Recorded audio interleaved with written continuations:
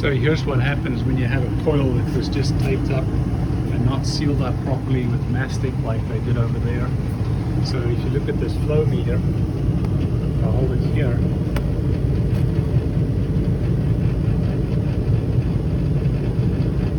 Lots of air flowing right out there.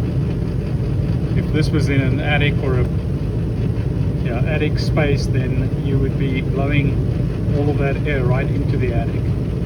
And then also this grommet over here is just letting air out.